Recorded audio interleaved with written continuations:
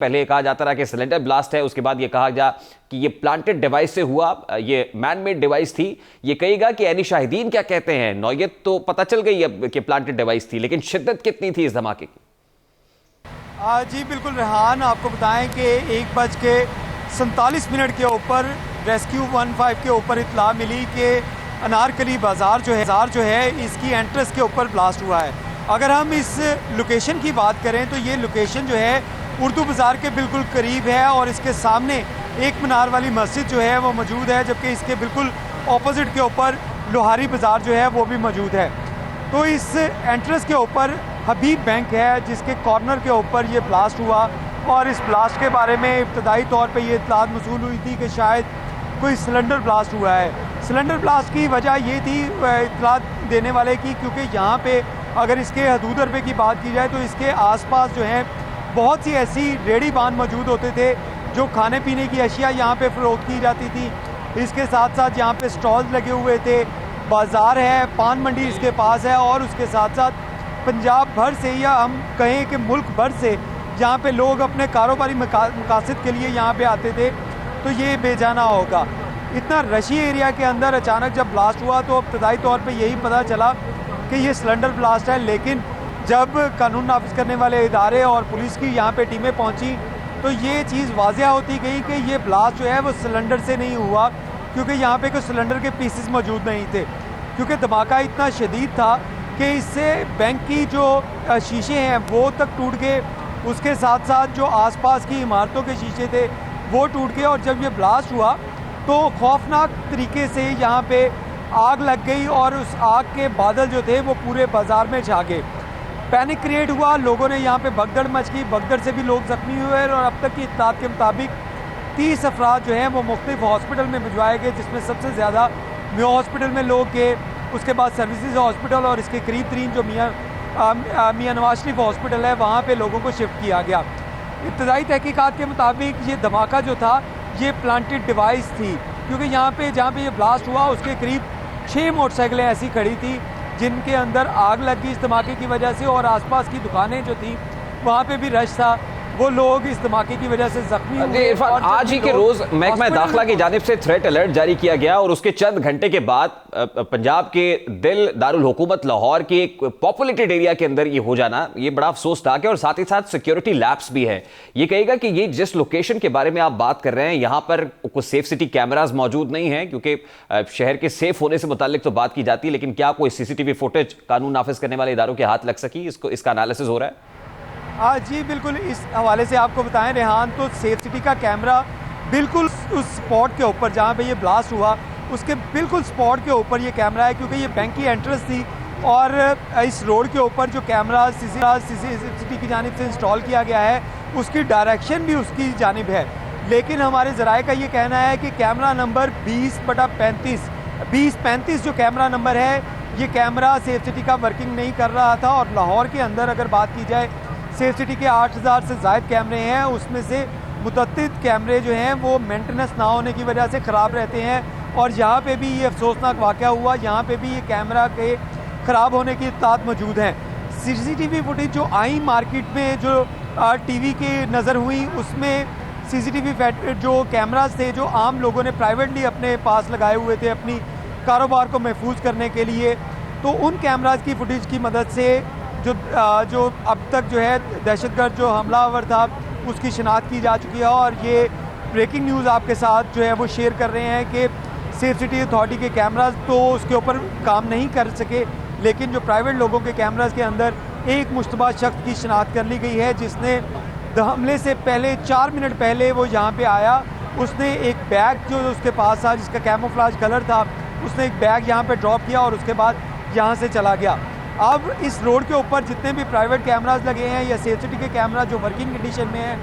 उनको back track करके उस हमलावर को तलाश किया जा रहा है। लेकिन उसके साथ साथ इस इलाके में अब से कुछ देर पहले पुलिस की जानिब से एक बड़ा सर्च ऑपरेशन भी किया गया, जिसमें इस इलाके के अंदर जो होटल और सराय थे, क्योंकि यहाँ पे अगर देखा जाए तो कारोबारी हब है, इसके पास शाह आलम मार्केट है, इसके पास रंगमहल बाज़ार है, इसके पास उर्दू बाज़ार है, लोहारी मार्केट है, लोहारी बाज़ार है, तो ये तमाम जो कारोबारी हब होने की वजह से बहुत से होटल और सराय ऐसे हैं जहाँ पे टेम्परेरी लोग आकर यहाँ पे रिहाइश पजीर होते हैं। तो उनका रिकॉर्ड चेक किया जा रहा है कि आज किन लोगों ने अपने होटल के कमरे या सराय के जो कमरे थे उनको यहाँ से छोड़ा, उनकी तहकीकात की जा रही है, लेकिन अभी तक कुछ ठोस शवाहिद जो हैं वो कानून नाफिज करने वाले इदारों के हाथ नहीं लग सके। दूसरी जानिब आपको बताएं कि जो फुटेज सेफ सिटी अथॉरिटी की तो मिल नहीं सकी, लेकिन प्राइवेट कैमराज की जो फुटेज मिली उसके अंदर एक मुबैना जो दहशतगर्द है उसकी शनाख्त कर ली गई है और कानून नाफिज करने वाले इदारे के ज़राए का ये कहना है कि उसके ऊपर अब वर्किंग है जारी है, क्योंकि इसके करीब भी अगर हम बात करें तो शादरा का इलाका है जो एग्ज़िट पॉइंट है लाहौर का,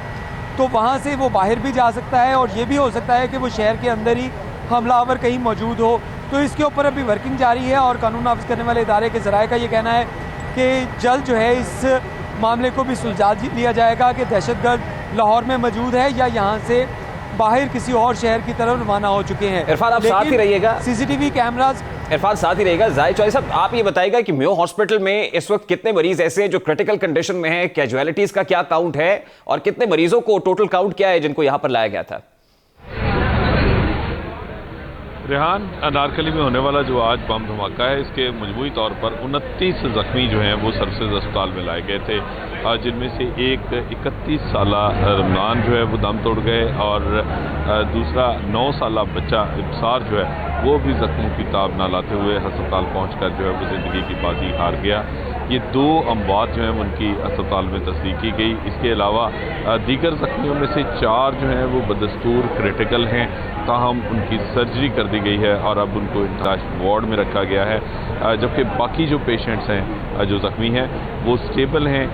कंपैरेटिवली, ताहम उनको भी मल्टीपल इंजरीज़ हैं और उन इंजरीज़ को जो है वो ट्रीट किया गया। यहाँ पे ज़ख्मियों में 3 ख़वातीन भी शामिल हैं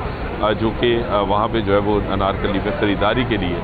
ये ख़वातीन जो है वो एक स्टूडेंट जो है यूनिवर्सिटी की वो अपने भाई के साथ जो है वो वहाँ पे जो है वो शॉपिंग के लिए गई हुई थी और भाई और बहन दोनों जो है वो इस धमाके की ज़द में आए और दोनों ज़ख्मी हुए। दोनों यहाँ मेयो अस्पताल में जो है वो ज़ेर इलाज हैं।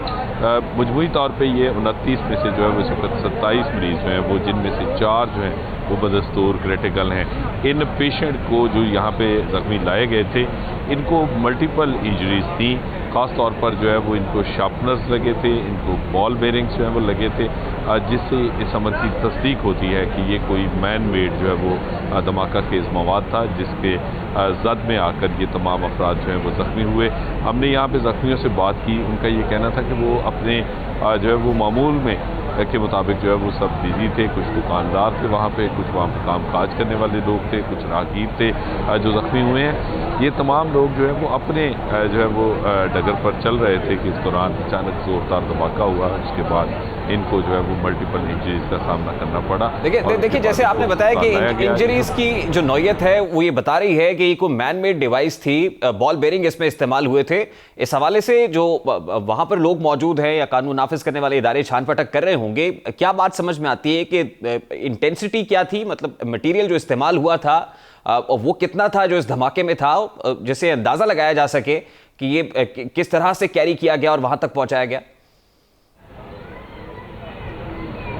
देखें, बिल्कुल ये इस हवाले से जो है वो ये ज़ख्मियों के साथ भी बातचीत हुई है, लेकिन अभी तक इनमें से कोई ऐसा शख्स नहीं है जिसने किसी को वहाँ पे मुश्तबा शख्स को देखा हो, किसी को वहाँ पे कोई इस तरह का कोई मवाद मार्केट वो रखते हुए देखा हो, क्योंकि ये वो तमाम अफराद हैं जो आम लोग थे या फिर दुकानदार थे जो अपने कारोबार में मसरूफ़ थे, कामकाज में मसरूफ़ थे।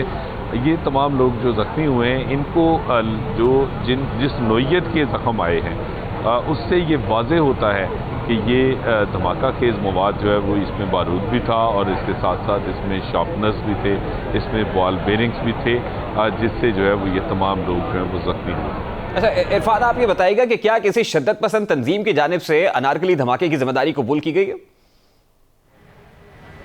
जी बिल्कुल, इस हवाले से आपको बताएं कि सोशल मीडिया के ऊपर एक तंजीम की जानिब से इसकी जिम्मेदारी कबूल की गई है और इसके ऊपर आपको बताएं कि ज़्यादातर जो ट्रोलिंग हो रही है वो भारतीय अकाउंट से की जा रही है कि उस जो जिसने ये जिम्मेदारी कबूल की उसको रीट्वीट किया जा रहा है या उसको कोट किया जा रहा है। लेकिन अभी कानून नाफिज करने वाले इदारों की जानिब से इस बात की तस्दीक जो है वो नहीं की जा सकी कि सोशल मीडिया पे जो ट्रोलिंग चल रही है कि जिस तंजीम की जानिब से इसकी जिम्मेदारी कबूल की गई उसकी ऑथेंटिसिटी है या नहीं, क्योंकि इसके ऊपर अभी पुलिस जो है या कानून नाफिज करने वाले इदारे अभी वर्किंग कर रहे हैं कि इस तरह जो अफसोसनाक वाक़या हुआ उसके मुल्ज़मान की निशानदेही की जा रही है, एविडेंस कलेक्शन का काम जारी है। तो इसके ऊपर अभी तक जो है वो ऑफिशियली किसी की जानिब से, इस हुकूमत की जानिब से ये नहीं बताया जा सका कि किसी ने इसकी ज़िम्मेदारी कबूल की हो। लेकिन सोशल मीडिया के ऊपर इस हवाले से ट्रोलिंग जारी है और एक तंजीम की जानिब से जो 2013 में भी जब ब्लास्ट हुआ था अनारकली बाज़ार में, तो उसमें भी उनकी जानिब से इसकी जो